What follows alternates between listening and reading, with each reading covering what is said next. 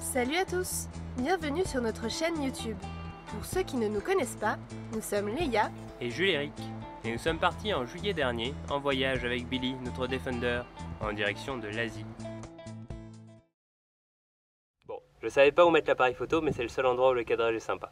On est toujours en Arabie Saoudite, on aurait dû rester quelques jours, finalement c'est plusieurs semaines qu'on est là. On commence à s'imprégner du quotidien des gens, à découvrir leur manière de vivre le soir pour essayer d'éviter la chaleur. Vous allez voir, on a découvert Bahreïn, on a découvert Riyad, la capitale, Edge of the World, on a eu quelques soucis mécaniques, on a découvert des pilotes du Dakar, des gens en Defender, enfin bon, plein de nouvelles aventures et on adore l'Arabie Saoudite. On vous montre tout ça. Alors là, nous sommes encore dans le quartier des garages, on a besoin d'un contre-écrou pour la barre panhard. Et voilà. Le bout de la barre panhard qui n'arrêtait pas de se détacher et on va mettre un contre-boulon dessus pour que ça ne bouge plus. Et en même temps on change les silent blocks. Ok, start. Alors ce petit jus, délicieux. t'as toutes les couleurs. Trop bon. Avocado, mangue, Cocktail. grenade, cocktail et mangue plus lait.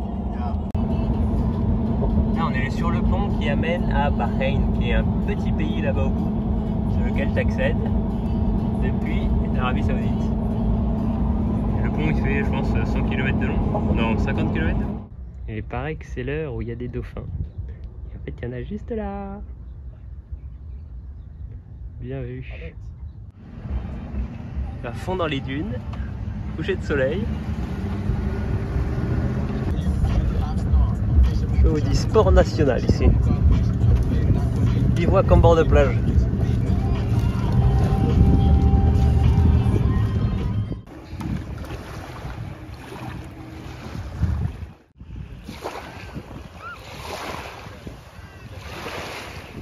Aujourd'hui, nous sommes invités chez un Saoudien un peu particulier. Donc on est avec un finisher du Dakar, 2 fois de suite, avec 7 motos et 7 motos. Genre improbable la rencontre. C'est vraiment fou. Donc là il y a de quoi s'amuser violent là. Il y a de quoi rigoler. De quoi vraiment rigoler à mon avis. Et une petite moto trial. On a quelqu'un à supporter pour le Dakar. Numéro 70. Numéro 70. Il s'entraîne là. On a trouvé un autre 110. Oh là là, il est bien monté. Il est comme neuf. Put the rooftop tent. I made this. And To once sleep I inside? go, I fold the chairs and That's then perfect. I unfold this and I have a big bed here. Easy. Okay. I have the 40-liter tank here. Same as me, as outside? Yeah. No, inside. It's exactly the same. Yeah, the same, yeah. And on this side I have a fuel tank, another 45-liter. Alors, un 2 litres 2, ça ressemble à quoi? Ah ça... Je crois qu'on va échanger par un dev beaucoup plus neuf que le nôtre. Non, c'est une blague. On fait un petit test sur un TD4, mais un 2 litres 2, avec nos hôtes. Ils sont les seuls à avoir dans toute l'Arabie Saoudite un Defender qui ressemble au nôtre à peu près. Et donc, bon, beaucoup de jeux dans la transmission et tout, mais c'est ce qu'on voulait checker. Et effectivement, on va leur donner 2-3 trucs à changer. Mais avant ça, on s'occupe de Billy et on se retrouve dans un très grand centre de pneus. On fait un petit équilibrage des pneus, mais avec les pneus en place. C'est une nouvelle technique, parce qu'à 90, ça vibre encore. Alors vraiment, le but là, c'est de faire l'équilibrage. Donc il monte sur chandelle, donc aux 4 points, enfin à 2 points par châssis similaire. Et après, on peut tourner avec une machine qui est là, la roue, et avec un laser que je sais pas où pour équilibrer le tout. Donc là, tu cales une machine contre le pneu, un rouleau et 2 rouleaux. Moi, perso, j'ai jamais vu ça de ma vie, mais c'est génial. Il équilibre sur place. Du coup, si tu as un petit problème sur l'axe et tout, c'est top.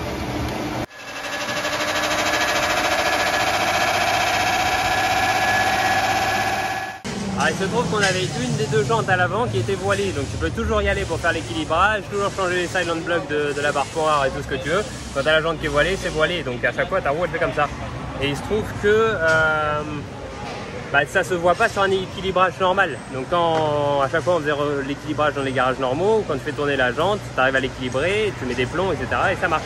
Ici, tu vois vraiment que la roue elle saute.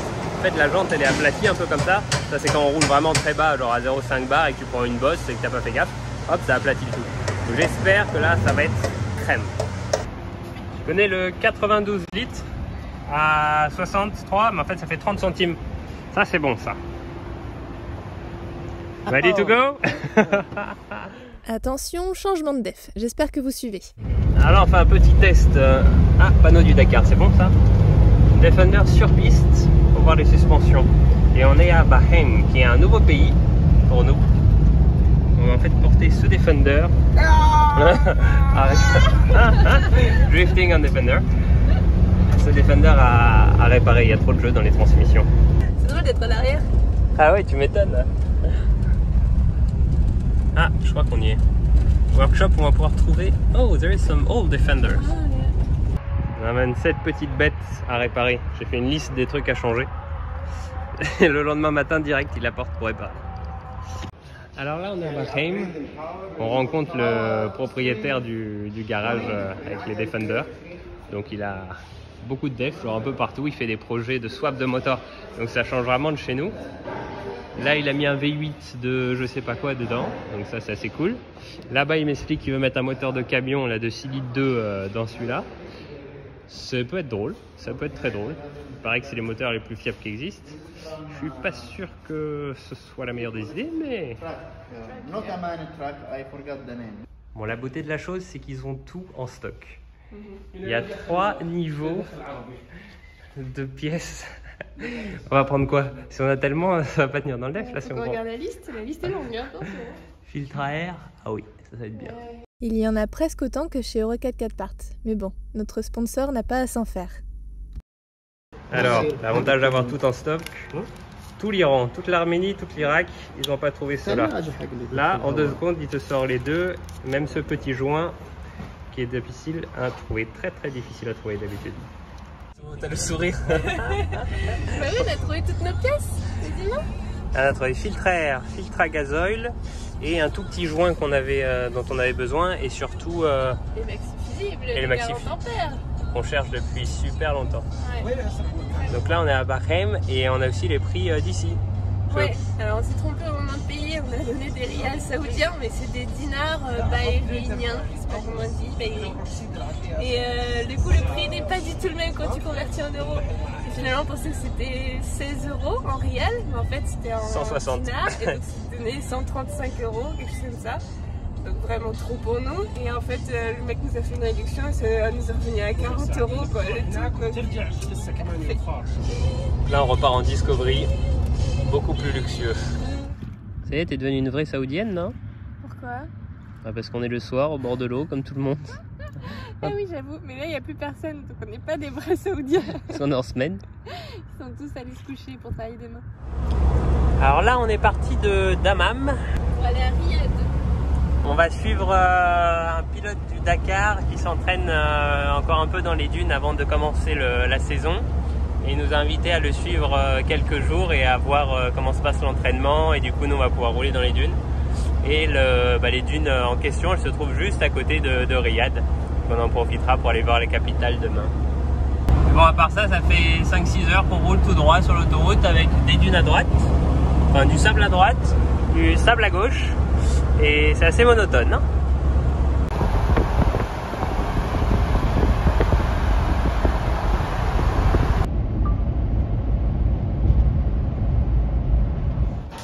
Ça c'est roadbook du Dakar de l'année d'avant. Ils les utilisent pour s'entraîner. Un petit truc comme ça à lire là. On va voir comment ils les mettent sur la moto. So, look at it. And make sure it's nice and straight.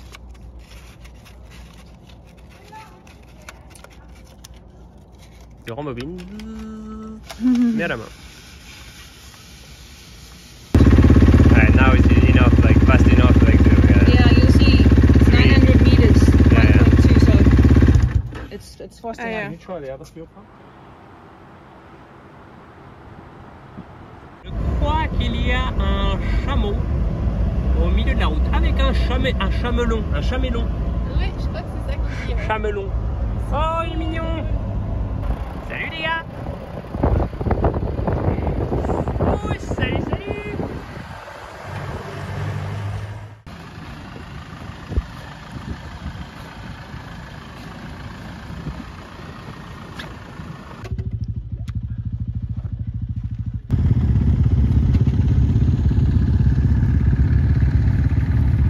Bah alors, comment t'es habillé toi?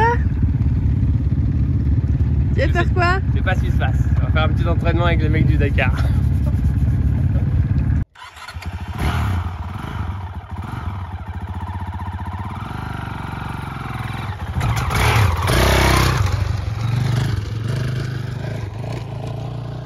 Comment c'était cette expérience de suivre des pilotes du Dakar en moto? C'était fou.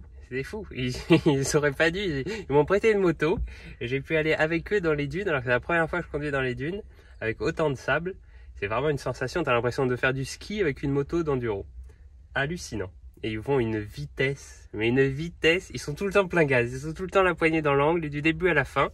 Tu vois vraiment que, enfin, c'est des compétiteurs. Et c'était génial de pouvoir les suivre et les accompagner. Alors on va en profiter du coup, comme on est à Riyad, pour aller visiter le centre de la ville. On a noté 2-3 bâtiments à voir pour leur côté architectural.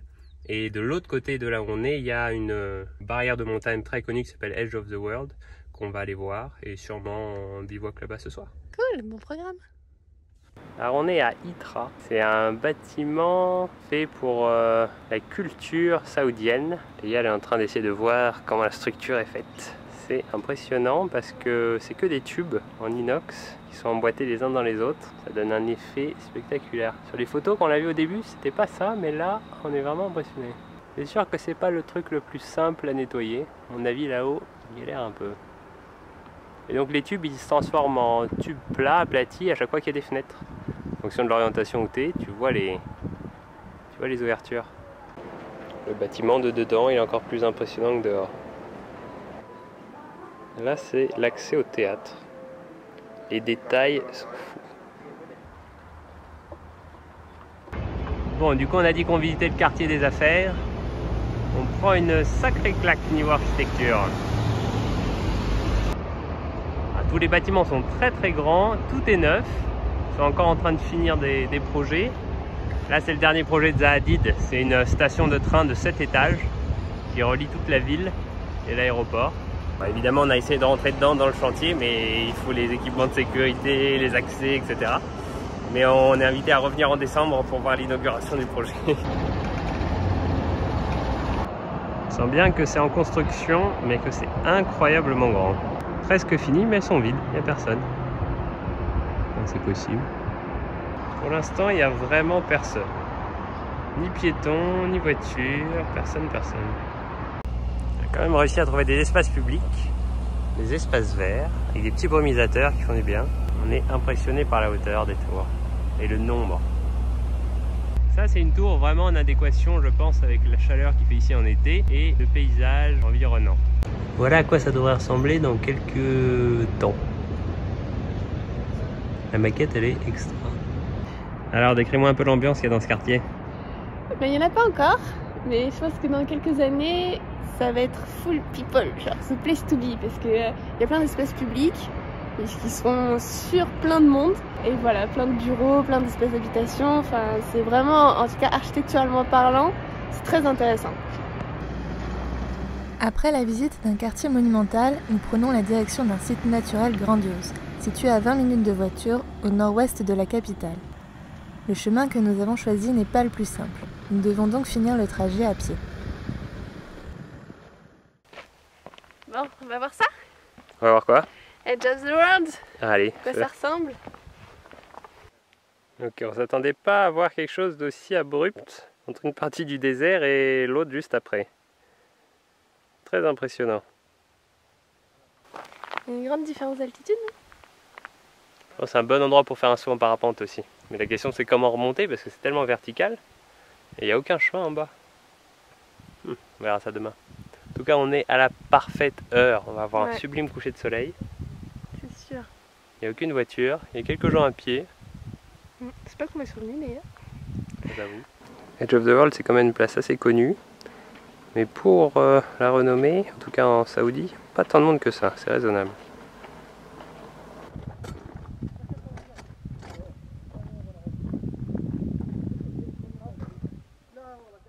Alors ce matin on se réveille ici, on est juste à côté de Edge of the World, et ça fait du bien d'être au milieu de la nature, mais en tout cas au milieu du désert, avec une température parfaite. Salut les gars, bon appétit! Ça a l'air bon, hein?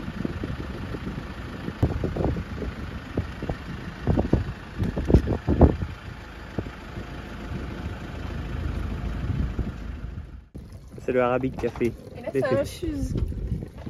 This is only hot water? Just for the tea. Ok. Celui-là, ils sont bons. Ah ouais, parfumé.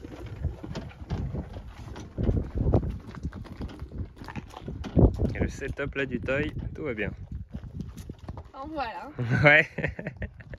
Je peux vous dire que le toy a une préparation d'enfer. Et là, on fait un petit café arabique. Ça a l'air parfait.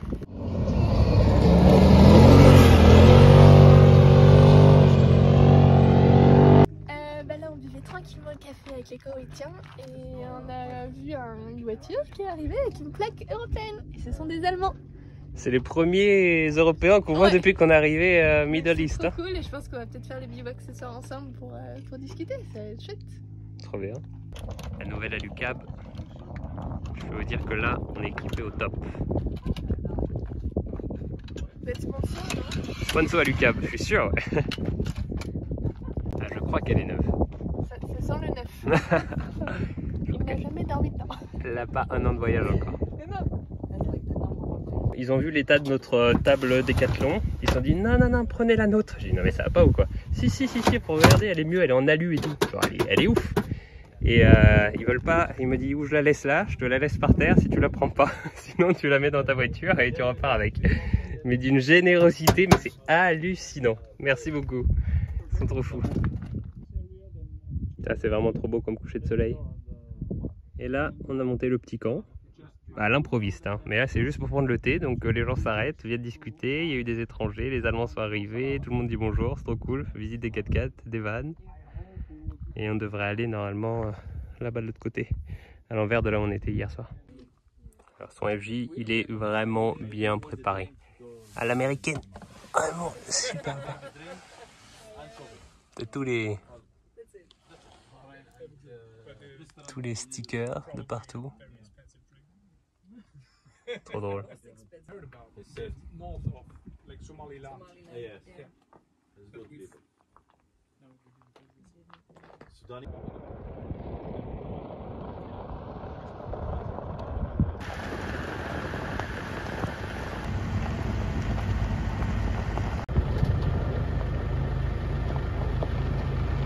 C'est beau les phares jaunes comme ça.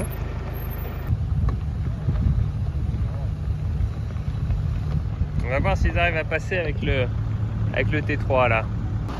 Good break. Yeah, it's good. Yeah, perfect. Good job. Better than the 4x4 before you. Yeah. It's like in South Africa we also had like one of these monster trucks in front of us. Hilux, like half-meter clearance, whatever, and we were faster than you.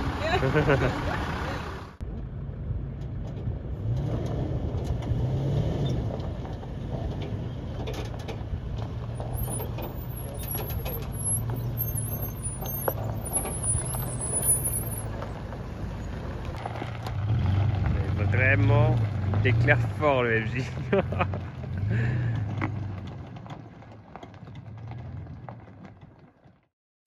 On n'a pas fini de s'amuser en Arabie Saoudite, et encore moins de découvrir cet immense pays. Mais le Moyen-Orient a plein d'autres visages, et le goût du voyage va nous pousser jusqu'à Oman. Promis, on se retrouve très vite.